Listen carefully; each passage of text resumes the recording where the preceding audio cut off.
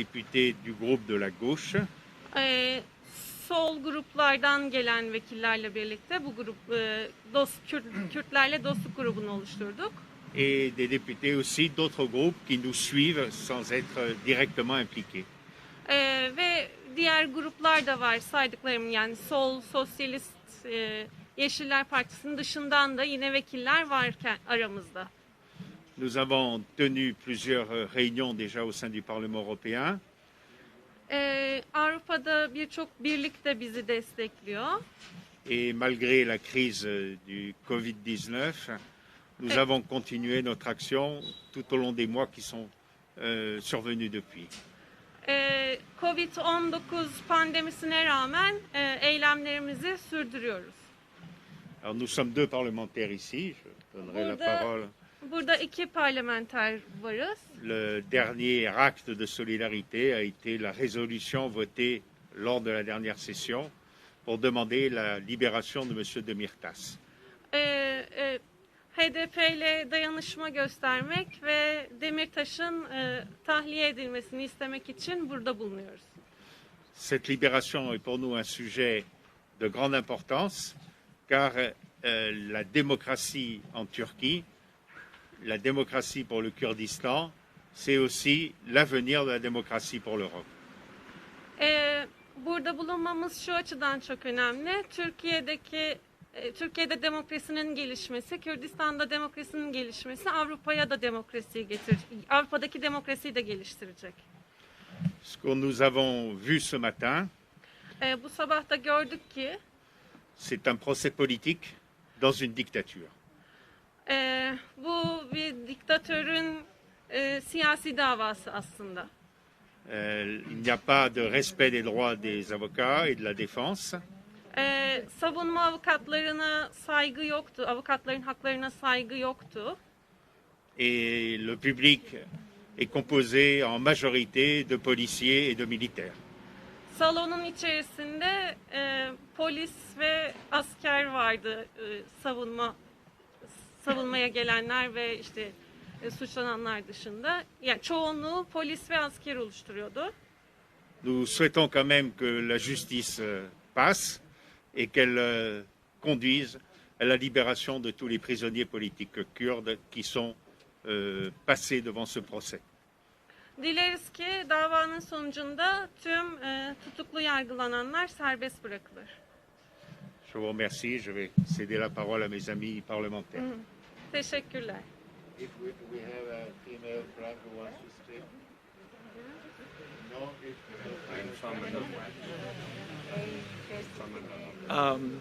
Demba Chevalno. Demba Chevalno. Thank you for this presence here for this important moment. Bu önemli günlerde burada olduğunuz için teşekkür ederiz. As the colleague from the Green Group has said, we have convened here in many numbers from different places, from different political groups.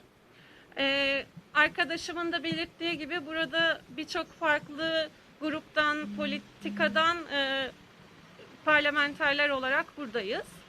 To say clearly that we stand in solidarity with HDP and that we refuse the idea of the regime of Erdogan to cancel politically this party through a judicial case. Açıkça belirtiyoruz ki biz HDP ile dayanışma içerisindeyiz ve Erdoğan'ın bu diktatör rejiminin karşısında duruyoruz. My name is Brando Benifei. I'm a member of the Socialist and Democrat group in the European Parliament, the biggest progressive group and the overall second biggest political group of the Parliament. Sorry, your name? Brando Benifei. Ben Avrupa'da Sosyalist ve Demokrat Partisi'nde parlamenterim Avrupa Birliği'nde. Sorry, I forget your name. Brando Benifei. Brando Benifei. Benim adım Brando Benifei.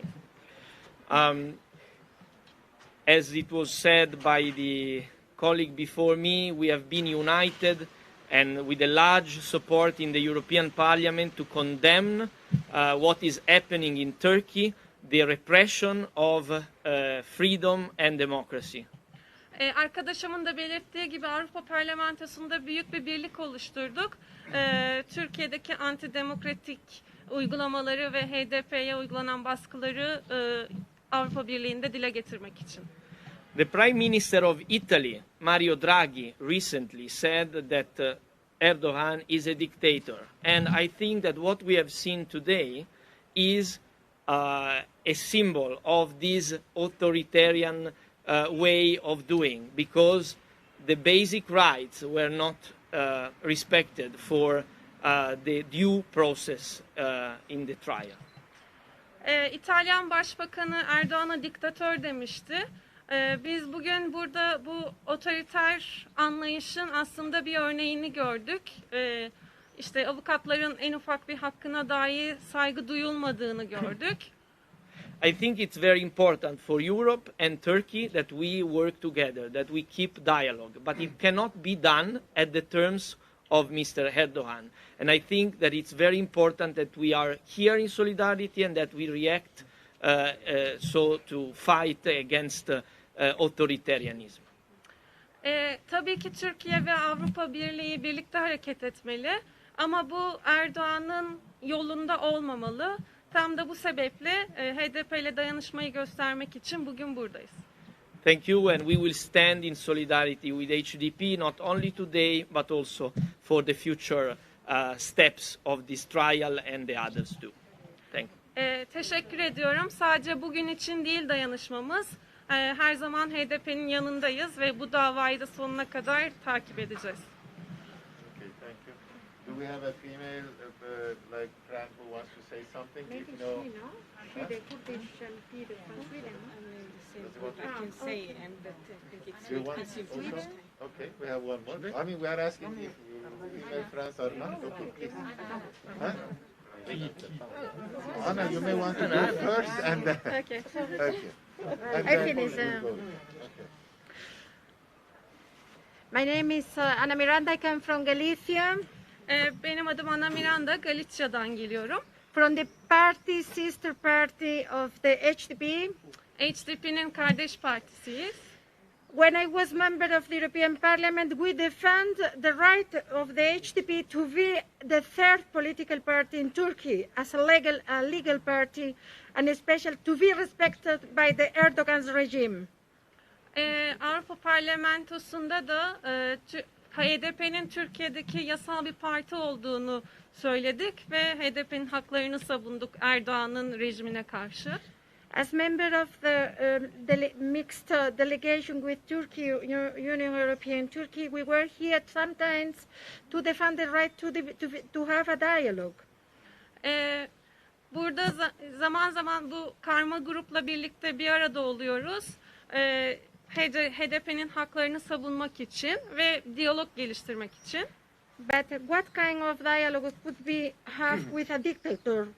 Ama bir diktatörle nasıl diyalog kurulabilir ki? When it's not respect the rights of a party to be respected.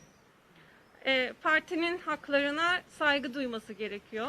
It's not my opinion. It's the opinion of the European Human Rights Court. Bu benim fikrim değil, bu Avrupa İnsan Hakları Mahkemesi'nin fikri. And it's for that we were present also in the trial of Demirtas in Strasbourg. Tam da bu sebeple Strasbourg'da da Demirtaş davasını takip ettik. And to finalize, today was a political theater, an articulation of a theater for the world to ask for the illegalization of the HDP. And we don't allow the illegalization of the HDP because it's our party friend, and we want to defend the HDP in the European Union, but also in the world. So you have our collaboration. Bugün de bir tiyatroya, siyasi bir tiyatroya tanıklık ettik. HDP'nin gayrimeşrulaştırılması için, illegalize edilmesi için. Ama biz buna ne Avrupa Birliği'nde ne de dünyada izin vermeyeceğiz. Bonjour, je m'appelle Éric Coquerel, je suis député à l'Assemblée nationale française. Eric Coquerel. Coquerel, Député à l'Assemblée nationale française. Fransa Parlamentosu'nun milletvekili. Voilà, j'appartiens au groupe France Insoumise, présidé par Jean-Luc Mélenchon, candidat à la présidentielle en 2022. Boyun eğmeyen Fransa Partisi'nden geliyorum. Başkanımız Jean-Luc Mélenchon da 2022'de aday olacak. Je représente donc ici ce groupe. Onu temsilen buradayım. Onun grubunu temsilen buradayım. Je suis là pour 3 raisons. Burada olmamın 3 sebebi var. Le premier, c'est un devoir internationaliste avec le HDP, qui pour nous est un parti avec lequel nous avons un lien de partenariat très fort. Birinci sebebi HDP ile internasyonel dayanışma duygularımızı iletmek. İnternasyonel bir dayanışma içinde olduğumuzu göstermek için buradayım. La deuxième raison, c'est que le procès politique auquel nous assistons ici, malheureusement, se reproduit dans beaucoup d'endroits du monde. İkinci sebebi de Türkiye'deki politik gidişat, Türkiye'deki siyaset insan haklarını önüne geçiyor, insan haklarını ihlal ediyor. O yüzden buradayım. La justice est instrumentalisée par des pouvoirs autoritaires pour faire taire ses opposants dans beaucoup de continents. Otoriter bir rejim olan iktidar şu anda yargıyı araçsallaştırmış durumda. C'est la raison pour laquelle je soutiens ici les 109 militants et responsables du HDP qui ont affaire à un procès politique. Bu siyasi süreçte yargılanan HDP'lilerin yanında olduğumuzu göstermek için bugün buradayım. Nous avons en effet vu aujourd'hui qu'il y avait de la place pour 300 policiers dans le tribunal, mais pas de place pour les avocats du HDP. Bugün mahkeme salonunda 300 polis için yer vardı ama HDP'nin avukatları için yer yoktu, ayrılmamıştı. Et nous savons que ce qui est visé ici est l'interdiction du HDP. Bunun HDP'yi engelleme aracı olduğunu görüyoruz, biliyoruz. La troisième raison, c'est que le HDP est aujourd'hui dans un tribunal pour avoir agi en solidarité avec les combattants kurdes de Kobanê. Excusez-moi, Excusez-moi. j'ai pas compris. La troisième raison, c'est que les responsables du HDP qui sont aujourd'hui au tribunal le sont parce qu'ils ont affirmé leur solidarité avec les combattants kurdes de Kobanê. Ouais, j'ai compris maintenant. Bugün HDP'nin yargılanmasının sebebinin Kobanê'deki Kürtlerle dayanışma göstermesi olduğunu da biliyoruz. Et nous savons que les combattants kurdes du Rojava sont les principaux alliés de la France contre le djihadisme islamiste. Kobanê'deki Kürtlerin cihatçı IŞİD'e karşı savaştıklarını da biliyoruz. Pour toutes ces raisons, nous ne comprenons pas pourquoi le gouvernement français n'a rien dit sur ce procès. Bu sebeple Fransız hükümetinin de sessiz kalmasını anlamıyoruz. Et dès que je rentrerai en France demain, je vais demander un rendez-vous au ministre Le Drian pour comprendre son silence et demander que la France réagisse vis-à-vis de ce procès. Bu sebeple Fransa'ya döndüğümde İçişleri Bakanı'ndan randevu isteyeceğim. Neden sessiz kaldıklarını soracağım. Et je vais faire la même chose avec le président de l'Assemblée nationale française, M. Ferrand, puisque sont accusés beaucoup de parlementaires du Parlement turc, de l'Assemblée nationale. Aynı şekilde Meclis Başkanı'ndan da randevu isteyeceğim. Kürtlerin uğradığı bu haksızlığa karşı neden sessiz kaldığını soracağım. Merci. Anybody, any female friends who wants to? Okay. My name is Maciej Konieczny. I'm Polish MP and a member of Progressive International Delegation for Kobanê Trail. İsimleri unutuyorum ya. Maciej Konieczny. Maciej Konieczny, Polonya'dan geliyorum. Polonya milletvekiliyim. And a part of a progressive international delegation for the Kobanê trial. Kobanê Davası'nda İlerici İttifak'ın bileşeniyim. What we've seen today didn't look like a beginning of a fair trial. Bugün adil bir yargılama görmedik bugünkü davada. We've seen a courtroom where were enough place for a lot of police and military men, but there was no place for defenders. Polis ve asker için yeterince yer vardı bugünkü mahkeme salonunda, ama savunucular için, avukatlar için yer yoktu. We've seen a judge who didn't even pretend to be impartial. Tarafsız davranıyormuş gibi dahi görünmeyen bir hakim vardı karşımızda. It wasn't a fair trial. It was a prosecution of HDP, and it was a repression against democratic opposition in Turkey. Adil bir yargılama yoktu. HDP'yi suçlayan, HDP'yi yargılamak isteyen bir davaydı bu. Ve Türkiye'deki demokrasi bileşenlerini de yargılıyorlardı. So it's important for the world to see what we've seen today in the courtroom and to hear what we've heard. Bugün bizim mahkeme salonunda gördüğümüz hukuksuzluğu dünyanın da görmesi, bilmesi önemli. So that's why we stand in solidarity with HDP, with Kurdish people, with Turkish citizens, and we're here to spread the word and to send message to other countries that the right to free trial isn't in place in Turkey, and maybe it's time to stand up to Erdogan's regime and not to make another deals with Erdogan regimes on the cost of Turkish citizens and Kurdish people. Tam da bu sebeple bugün buradayız. HDP ile, Kürtlerle, Türkiye Cumhuriyeti'nin yurttaşlarıyla dayanışmak için buradayız. Evet. Bu kadar. Okay. Os presento primero, ¿vale? We are Marta Rosique, myself. I come from Esquerra Republicana in the Catalan countries, and I am a member of the Spanish Parliament. Katalonya'dan geliyorlar. İspanyol Parlamentosunda üye, parlamenter kendisi. Okay, I'm Eulalia Raguan, member of the Catalan Parliament and from the Popular Unity Candidacy. Katalonya Parlamentosunda parlamenter, Popular Unity Candidacy. Popular candidature, popular candidature, unity popular candidature. Okay.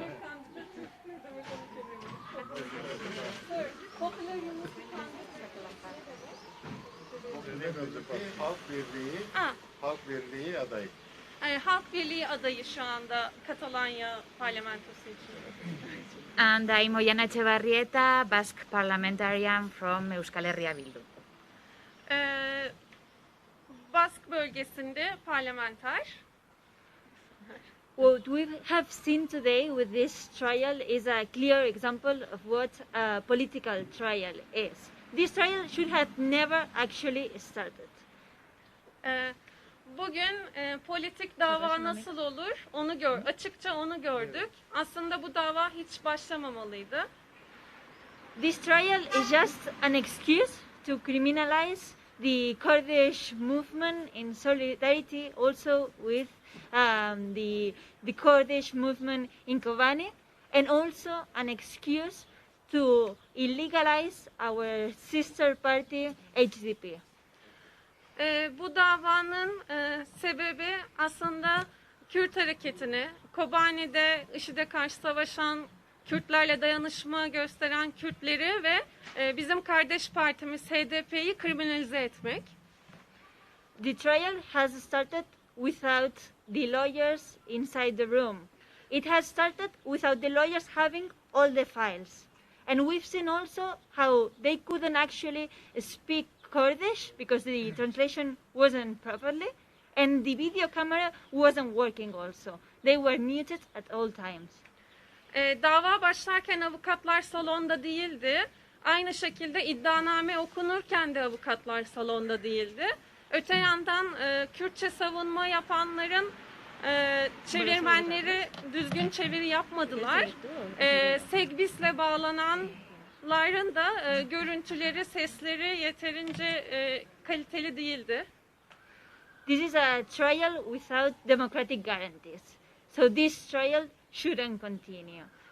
Today, we are here to condemn the repression to the HDP and to the Kurdish movement, and to show our huge solidarity from the Catalan countries, from the Basque country, to our Kurdish friends, and especially to HDP.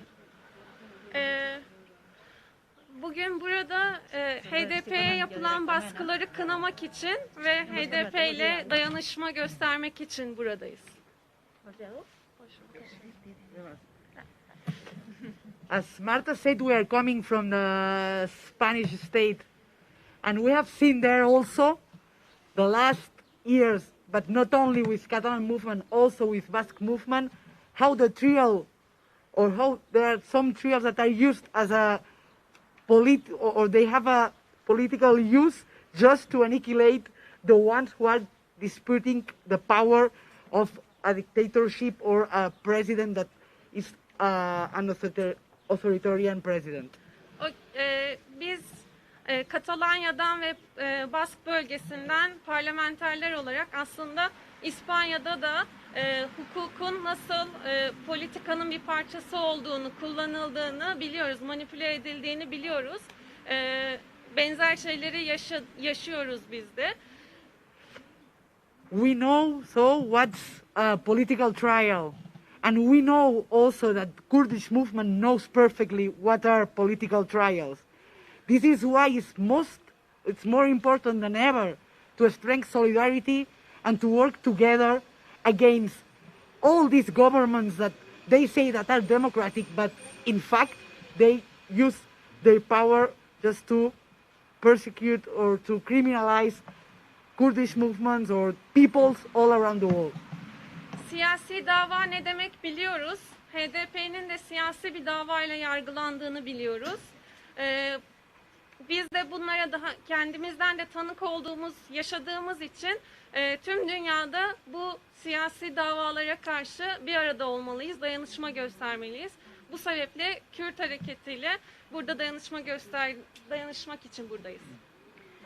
Yes, and finally, very shortly, to say, we always say that we have to defend who's defending the others, and HDP nowadays is who's defending a feminist state, a socialist state, where all the people could have their rights. HDP'nin savunduğu değerleri vurguladı. HDP feminizmi savunuyor, HDP sosyalizmi savunuyor. Biz de bu hakları, biz de bunları savunduğumuz için HDP'nin yanındayız. And in this moment, when Turkish state go out of the Istanbul Convention, we stand by the side of the people who's defending the rights of women, of LGTB people, of Kurdish people, of everyone. Türkiye bir anda İstanbul Sözleşmesi'nden çekilme kararı aldı ki bu sözleşme kadına karşı, LGBT artılara karşı şiddetin önlenmesi için vardı.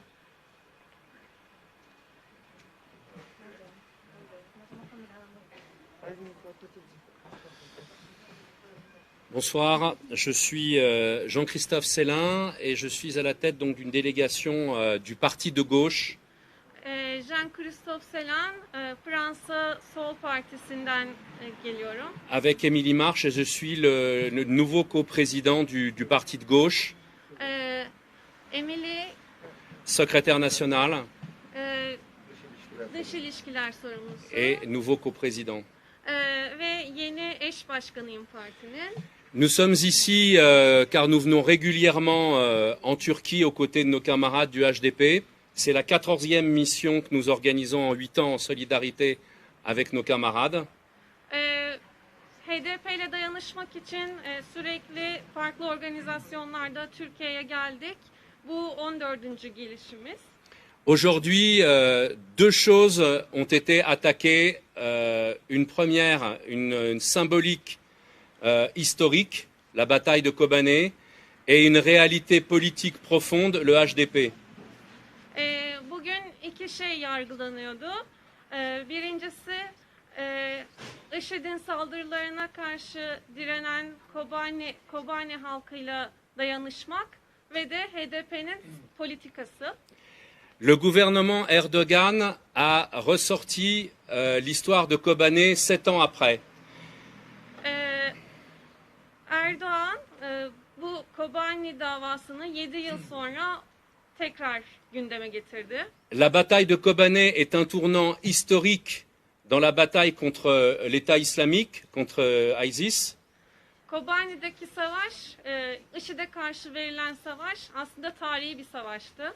Mais surtout, pour les peuples du monde entier, la bataille de Kobanê, c'est la symbolique de la bataille des femmes pour l'égalité contre l'islamisme politique.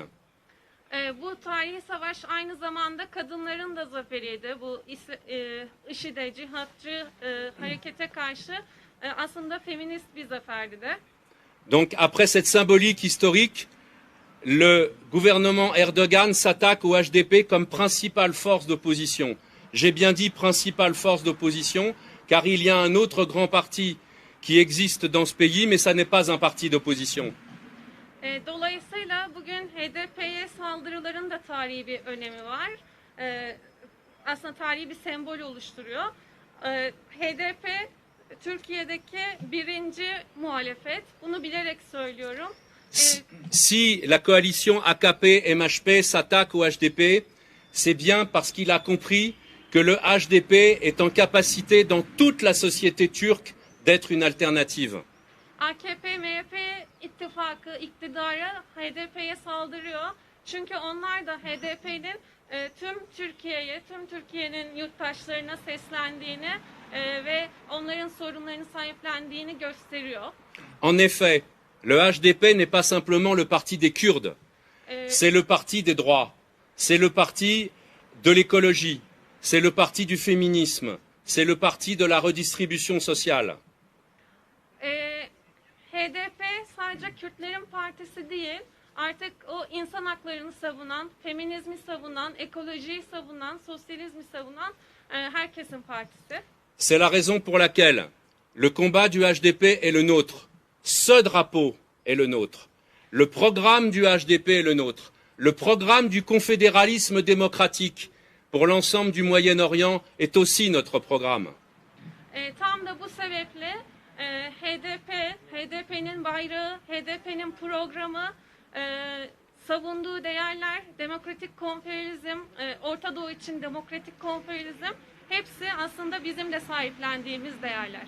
Donc je terminerai mon intervention en demandant au gouvernement français d'arrêter les relations économiques avec la Turquie tant que la question des droits de l'homme ne fait pas partie des discussions. Buradan Fransız hükümetine seslenerek konuşmamı bitirmek istiyorum. İnsan haklarına saygılı olunmadığı müddetçe Türkiye ile ekonomik ilişkileri sonlandırın. En attendant, nous sommes aux côtés de notre parti frère, le HDP. Vive la solidarité internationale. Kardeş partimiz HDP ile dayanıştığımızı söylüyorum. Yaşasın internasyonel dayanışmamız. Anybody else who wants to take the floor? No? Ben o zaman I will and thank you all of you for being here with us. It was a great motivation for us. Despite the pandemic, so many people came to here. It shows us that we are not alone here. People in different parts of the world, actually, they do care about what we are doing here. It was a great sign of solidarity. Biz de çok teşekkür ediyoruz heyetimize. Dünyanın değişik yerlerinden geldiler, milletvekilleri. Hepsi HDP üzerindeki baskıların bir politik olduğunu, iki Bu baskıların uluslararası dayanışmayla ancak aşılabileceğini düşündüğü için burada sizlerin huzurunda tekrar biz teşekkür ediyoruz. Basına da çok teşekkür ediyoruz. Çok acil bir soru varsa alalım. Yoksa zaten konu gündem belli. Yoksa da kapatalım burada diyoruz. Çok teşekkür ediyoruz geldiğiniz için. Sağ olun.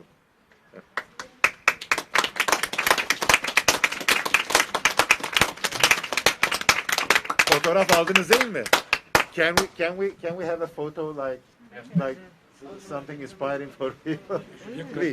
Please get closer. François, please. Let's